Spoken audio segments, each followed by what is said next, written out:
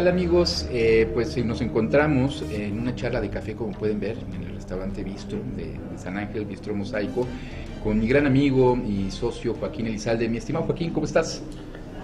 Muy contento, disfrutando aquí la compañía del Dr. Nava, sobre todo con el gusto de uno de los libros más esperados, yo creo, de este año, no solo en lo penal, sino en lo jurídico. Le doy la bienvenida al doctor y, como siempre, un placer disfrutar con él pues este desayuno aquí en este restaurante. Estimado doctor, bienvenido, un placer. Muchas gracias, gracias Joaquín, buenos días, pues a las órdenes. No, pues el doctor Alberto Enrique Nava Garcés, como bien sabemos, pues es uno de los más prestigiados abogados penalistas de amparo en derecho informático que existen en México actualmente, y bueno, se ha dado la tarea, aparte de ser catedrático, escritor de hace varios años de prestigio, de los cuales tiene grandes libros de apoyo para nosotros los abogados, se ha dado la tarea de hacer un libro que nosotros consideramos histórico de acuerdo a la época en que venimos. Estamos hablando del libro Los Litigantes. ¿Por qué lo consideramos así? ¿Por qué quisimos invitar al doctor Nava para que viniera a platicar con nosotros? Pues nada más y nada menos porque presenta conversaciones con los abogados más importantes, con algunos de los abogados más importantes que han existido en la última época. Pero en un aspecto, no solamente del ámbito jurídico, sino un aspecto de persona, un aspecto más allegado de acuerdo a la realidad que vivieron como abogados. Y bueno, para esto hemos invitado al doctor para que nos platique un poquito. Doctor, ¿de dónde salió la idea de hacer este libro Los Litigantes? Mira, son varias cosas que se conjugan en el camino. La primera, el litigio. A mí siempre me ha gustado mucho el litigio, lo he vivido desde hace poco más de 27 años, entonces pues me ha encantado el trabajo de mis colegas, lo reconozco como tal, y también me di cuenta que, o más bien a través de las lecturas, había un libro que se llama El jurado resuelve, de Federico Sodi. De Demetrio Sodi. En ese libro, pues se hace referencia a los grandes penalistas de los tiempos de los jurados populares, de cómo se ganaban con unos aerados argumentos, ciertos casos muy difíciles, y llega un momento en que el propio libro, o el propio autor del libro al final dice: ahora que ya cambiaron las leyes, ahora que ya no va a haber jurados, pues se van a acabar todas esas leyendas, y así termina. Entonces habría que hablar un poquito de ese vacío que estaba entre, bueno, ¿y quiénes fueron los que sustituyeron a esas leyendas? Hay un salto generacional y a mí me toca retomar prácticamente a los alumnos de quienes forjaron no solo el trabajo en el foro en materia penal, sino también el hecho de que ellos en su trabajo fueron formando la especialidad del derecho penal. Antes los abogados éramos todólogos, sí. Llevaban lo mismo un pagaré que un divorcio, que un asunto penal, y poco a poco se fue creando la especialidad, y en particular a partir de los años 90 yo le fui dando seguimiento a determinados casos de algunos abogados que me llamaban mucho la atención, cómo a través de la prensa iban saliendo ciertos rompecabezas que con la práctica los podías saber cuáles eran las piezas faltantes. Pero dentro de la literatura del derecho penal habíamos hablado mucho de la historia y sobre todo de la academia, pero pocas veces de las personas como los litigantes que ponen a prueba leyes, que ponen a prueba instituciones, y que pues con argumentos bastante originales pues establecen defensas que son o que deben de ser llevadas al recuerdo para que no se pierdan, ¿no? Claro, tan importante, siendo los abogados más importantes, con los asuntos más importantes de los últimos, ¿qué diremos? 40, 30 años de relevancia para nuestros tiempos. Mi estimado Joaquín. No, pues a mí me parece muy interesante desde el punto de vista de las transiciones, porque curiosamente el doctor ubica con precisión la transición del antiguo sistema inquisitivo al nuevo sistema de justicia penal, como sucedió en aquel entonces del maestro Sodi que comentaba.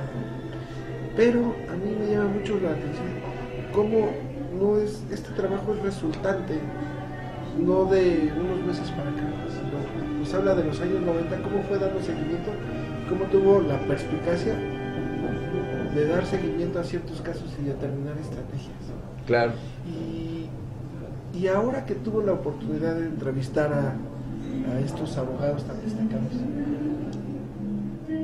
¿qué tan cercano está leerlos en papel y verlos y entrevistarlos de manera directa? Bueno, pues en realidad algo que... Esto es una travesura académica, eso tenemos que reconocerlo como tal, o sea, esto no es para buscar puntos en el SNI, porque el SNI me cuelga con un trabajo así. Es una travesura académica porque finalmente, además, no buscaba el rigor científico, ni tampoco irme al otro extremo del escándalo mediático, de nada más cuestiones escandalosas y demás. Yo quería, más allá de los casos que ya habían llevado, que ya conocía, y a lo mejor eso es algo novedoso para el lector, no hablar de los casos como tales, sino del litigante, qué hay detrás de él, qué hay detrás de su formación. Y vaya que hubo hallazgos, hubo cuestiones que yo descubrí que tenían que ver con la vocación. En el caso de ellos, te voy a decir una cosa, hay 4 líneas para llegar a ser un penalista tan grande como él: o haber pertenecido al despacho de Raúl Cárdenas, o al de Víctor Velázquez, o al de Adolfo Aguilar y Quevedo, o bien ser independiente, que es casi la excepción, como es el caso de Rodolfo Félix y Ricardo Franco Guzmán, que se forman de manera independiente, ¿no? Como lobos solitarios, que es de verdad poco visto en el medio. Y de esas cosas que encontró en ellos en común, ¿qué más hay? ¿Qué más hay? Bueno, hay factores o hay vasos comunicantes en sus personas. El trabajo es un retrato de esos penalistas, un retrato personal de sus recuerdos, de lo que ellos fueron nutriéndose tanto académicamente como lo que pasaba, por ejemplo, ¿qué te puede decir un padre cuando tomas una determinada vocación, o cuando le dices que quiere ser abogado, ¿no? ¿Qué había en esos remotos recuerdos de ellos? Y también, pues obviamente, cómo se forman a sí mismos. Y en particular, pues creo que una de las directrices o de las vasos comunicantes es la disciplina. Son muy disciplinados, son gente muy, muy disciplinada, son gente muy constante, y además son gente que cuando tiene un asunto lo toma en sus manos y es su caso. No es uno entre 1000 o varios, sino lo toman precisamente personal y hasta donde llegue. Son gente muy apasionada. Creo que el propio Franco Guzmán dice que sin pasión nada grande puede crearse, y pues obviamente eso lo puso como frase de Hegel en una tesis de 1950. 67 años después nos damos cuenta que fue con lo que acuñó su carrera. Sí, su estandarte, ¿no? Exactamente. Su estandarte de litigante, sí, del doctor Franco Guzmán.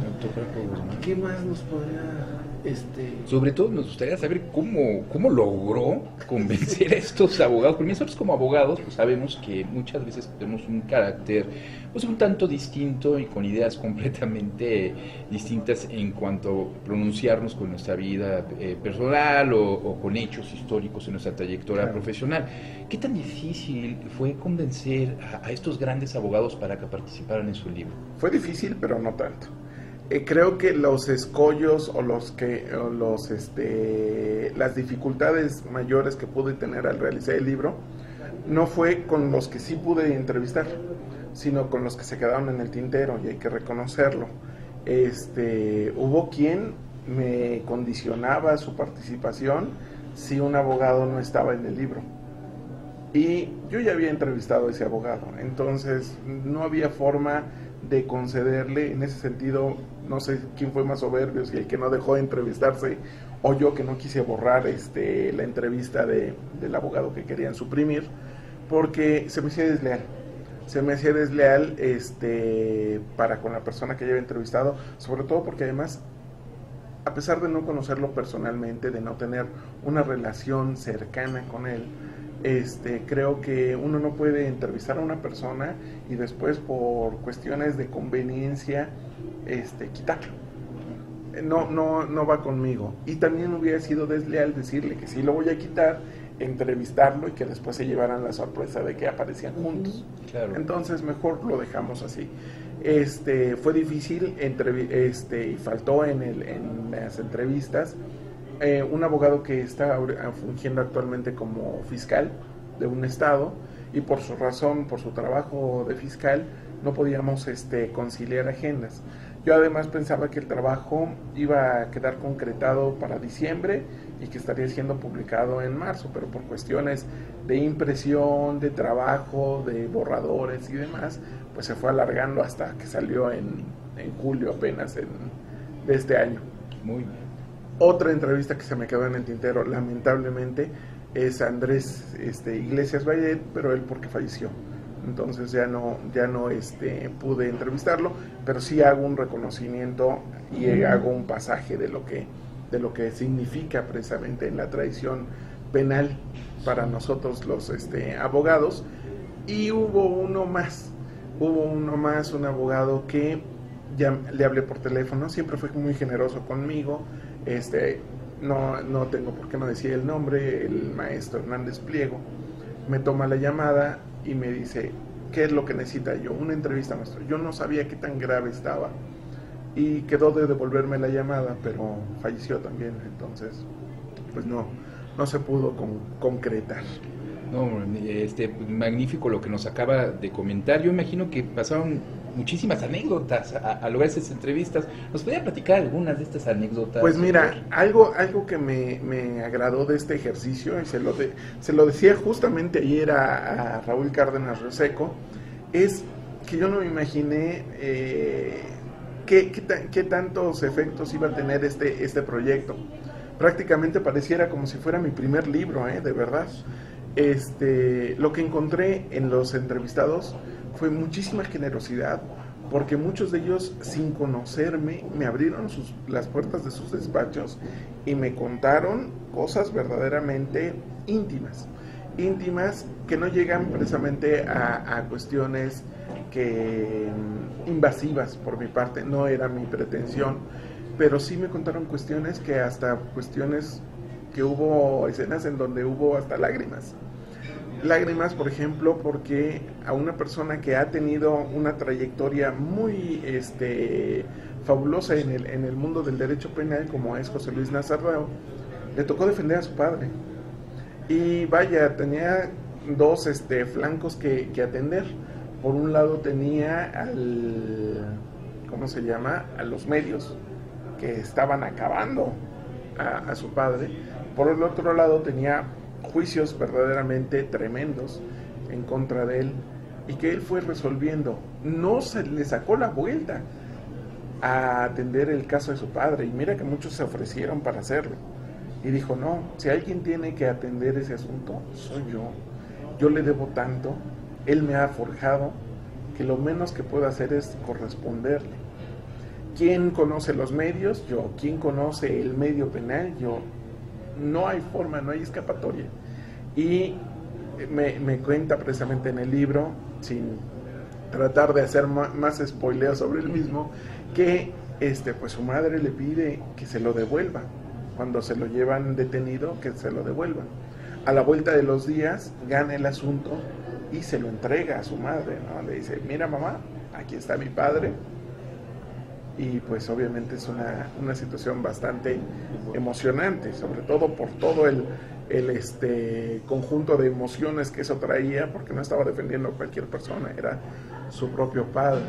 En el caso del maestro Zamora Pierce, fue uno de los abogados, por si queremos hacer memoria, del asunto de cuando chocaron los trenes del metro allá en los años 70, y pues obviamente todo el mundo daba el caso como cerrado, fue el chofer y punto, ¿no?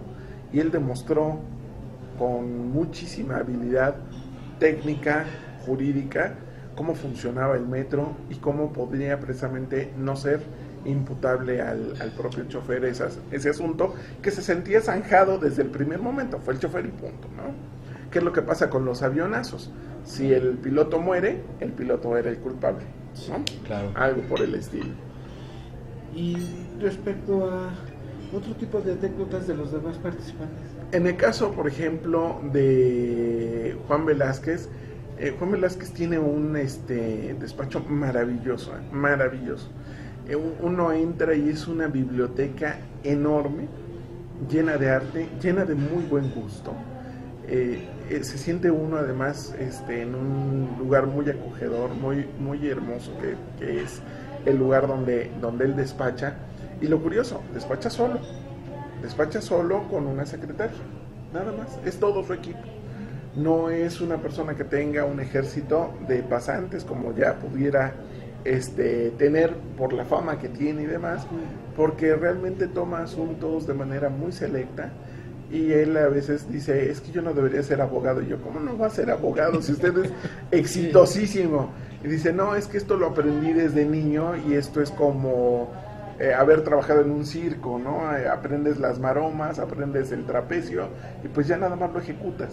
Y dice, a lo mejor pude haber sido bueno para otras cosas, pero afortunadamente fue bueno para la abogacía. Claro, afortunadamente. Y nos ha dejado buenos ejemplos. Fue durante mucho tiempo abogado de los casos sexenales, casos como Durazo, casos como Luis Echeverría. Digo, no son cosas fáciles casos que le han tocado. También. Casos que además están, ¿cómo se llama? Son resistentes al acto de la corrupción y eso no se resuelve con dinero. Y él mismo señala o da un consejo a los alumnos cuando llega a tener conferencia con ellos. De hecho, da aproximadamente unas 60 conferencias al año, en donde les dice, miren, pueden el día que tienen un choque, resolverlo con dinero. Después tienen un asunto un poquito más grave y lo resuelven con dinero. Pero el día que tengan un asunto que los puede sacar de la medianía, pero que es resistente a la corrupción, ustedes no saben hacer otra cosa que el dinero. Claro. En particular, fíjate que el caso de los litigantes, de estos litigantes en particular, me llamó mucho la atención porque los litigantes también estábamos bajo una sombra mal vista la profesión, y había que saber por qué. No me los encontré con ellos, afortunadamente mantengo precisamente mi admiración por ellos. Son cosas que a pesar de que los vuelves de carne y hueso, a pesar de que los colocas en un libro, no pierdes la admiración por su trabajo. Y es que además también me he encontrado, y hace poco estuve en un grupo de WhatsApp de colegas penalistas, y es donde también descubrí la diferencia entre los niveles que hay de penalistas. Abogados que no leen nada, que tienen repudio por la academia, que no quieren saber nada de libros, que todo creen que está en las leyes, y que el grupo de WhatsApp casualmente, utilizando esa nueva herramienta, la usan para sus consultas, cuando ya tienen el asunto enfrente. O sea, están improvisando. Y entonces sí, también cobra una dimensión de quiénes son estos señores, que no son ningunos improvisados, que llevan casos verdaderamente paradigmáticos. Claro. Algunos de ellos llevaron casos en conjunto, casos verdaderamente fuertes, en los que pues sí habría que echarle una leída para saber precisamente qué es lo que están pensando también cuando toman un asunto.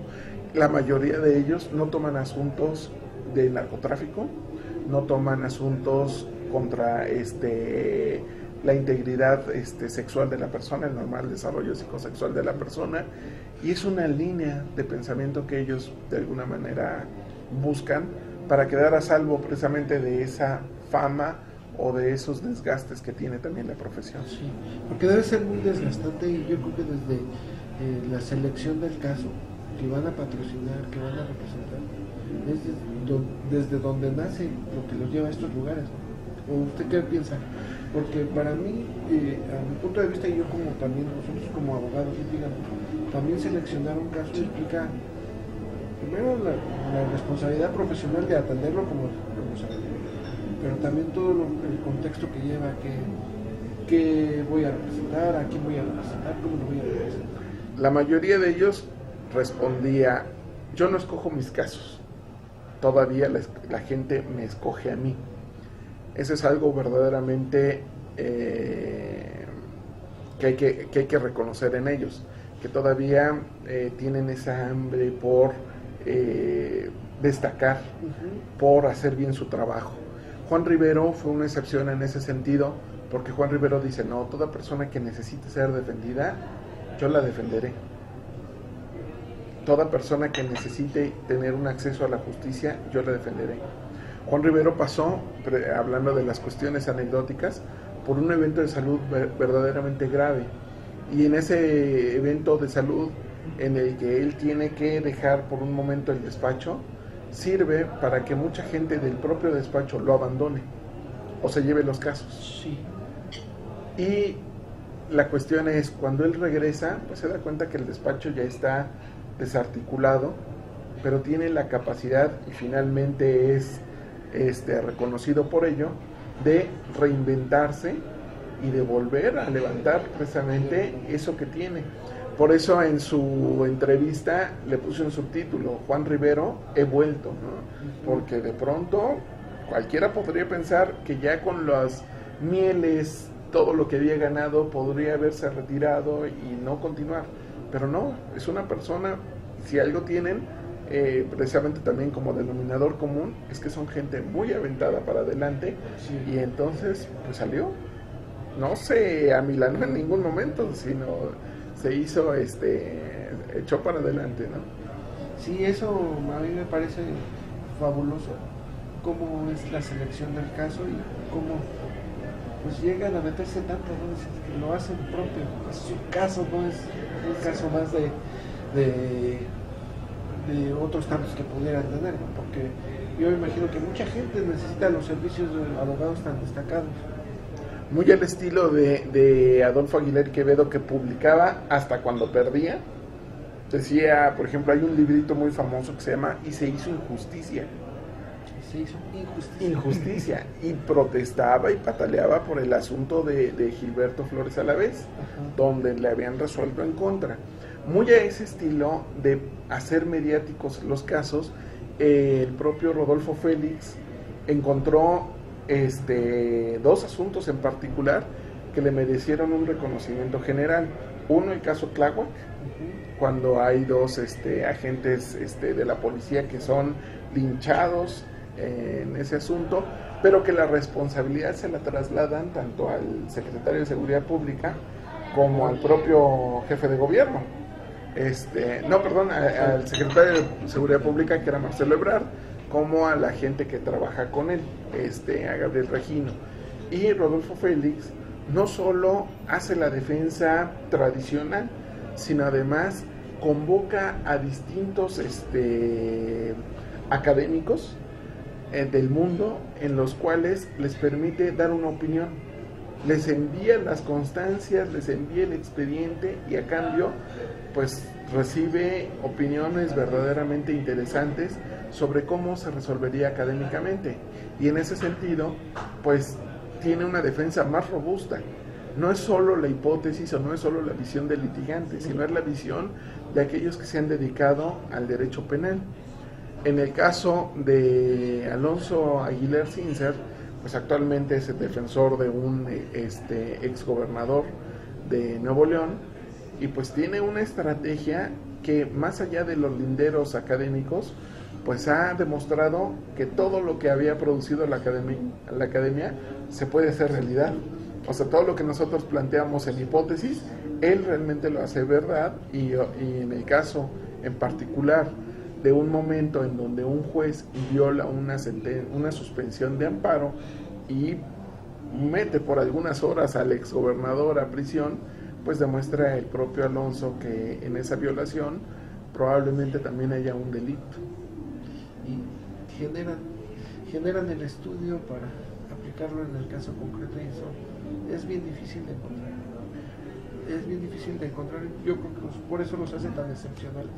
Ya nos platicaba el doctor del rigor académico que tiene, de la disciplina, de la selección del caso.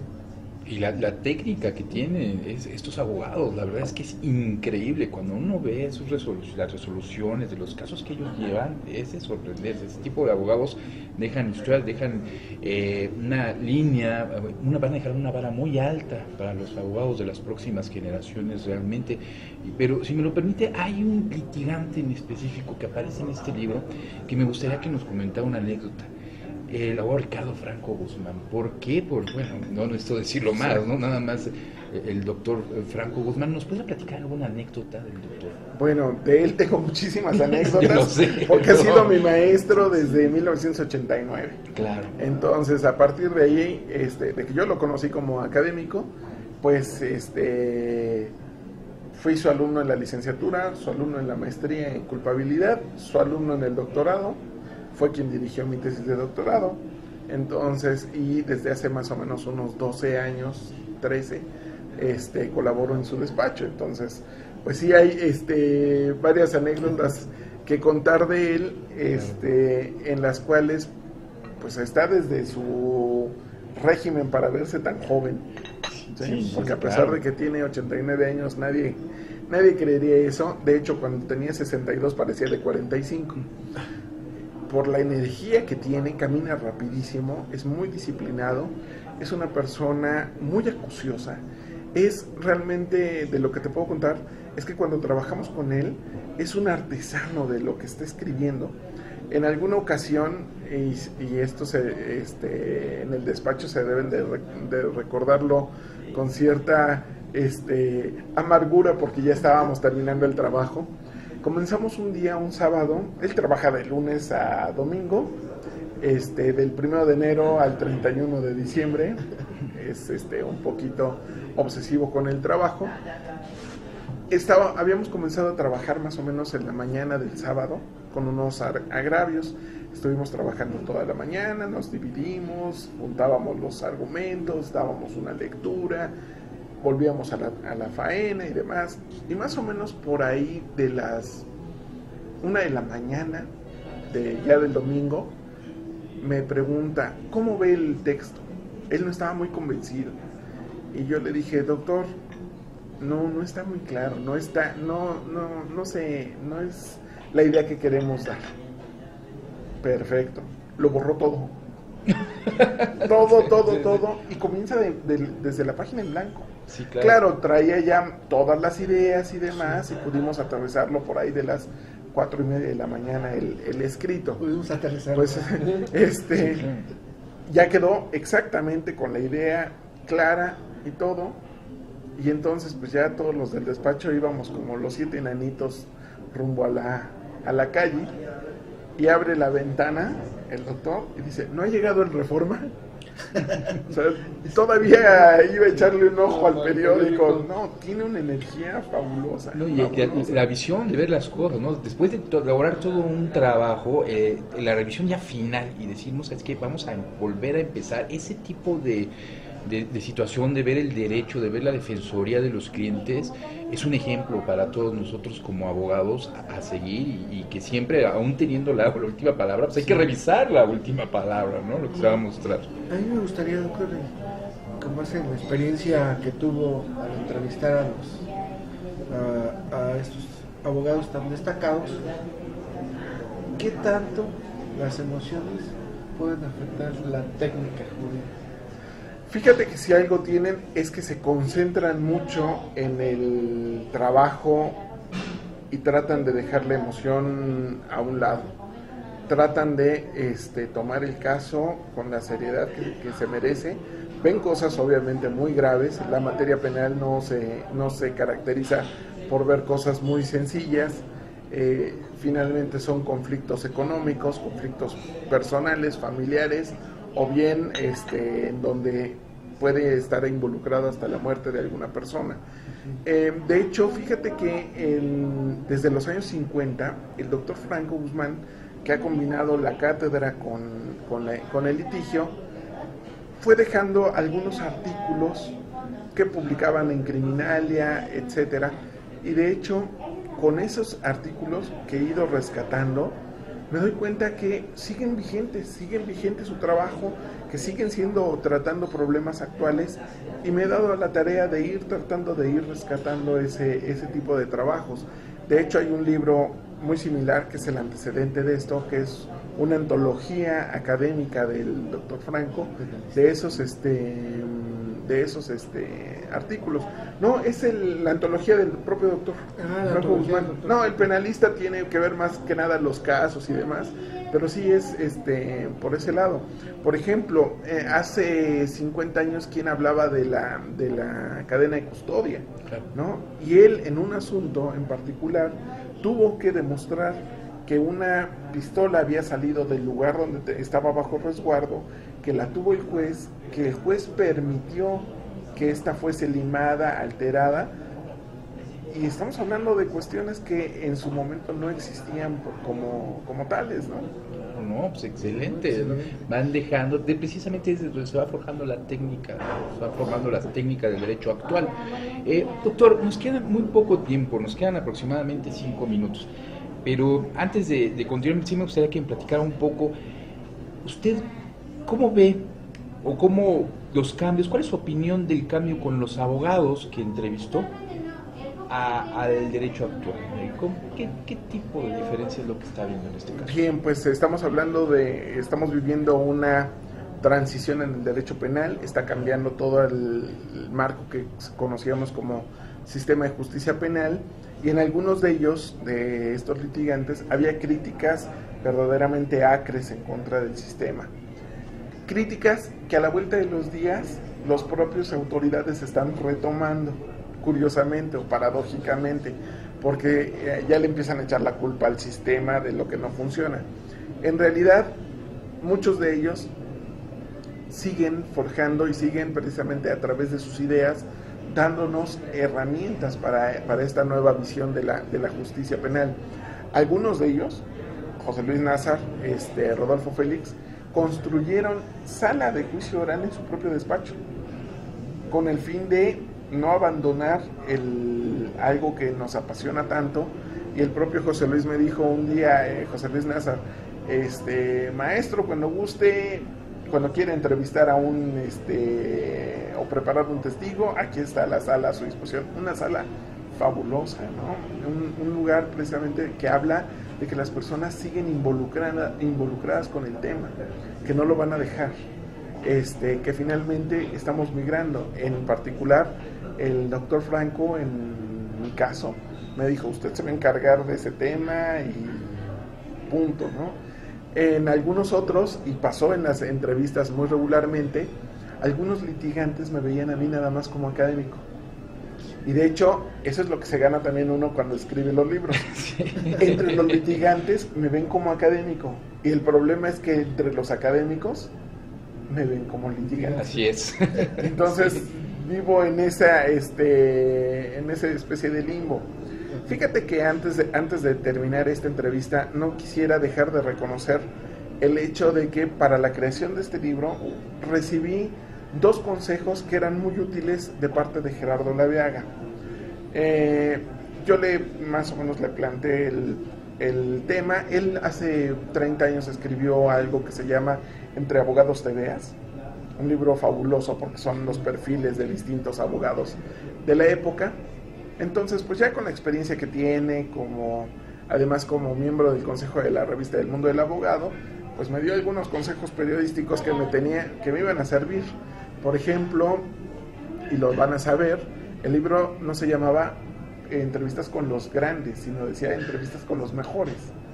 Y me decía, no, ponle grandes, porque si le pones mejores, los que no estén te van a bombardear ese libro. ¿Y qué crees?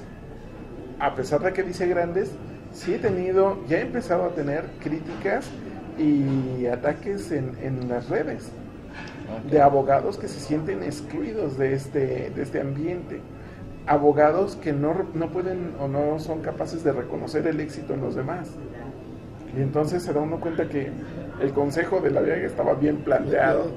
Segundo, me dijo, dales la entrevista para que la lean antes de publicarla. yo con cierta soberbia decía, pero si están grabados, ¿qué podemos cambiarle? No, si era necesario enseñárselas porque había agregados, y es más, todavía el propio Raúl Cárdenas Roseco me mandó ayer unas fotografías que ojalá podamos incluir en la segunda edición, porque tiene 23 años y ya ganó su primer asunto de homicidio. Haciendo un paralelismo, yo recuerdo que mi primer asunto solo fue de homicidio. La noche en que me llamaron para atender ese asunto, yo ese día quería ser ingeniero, dentista, arquitecto, lo que fuera.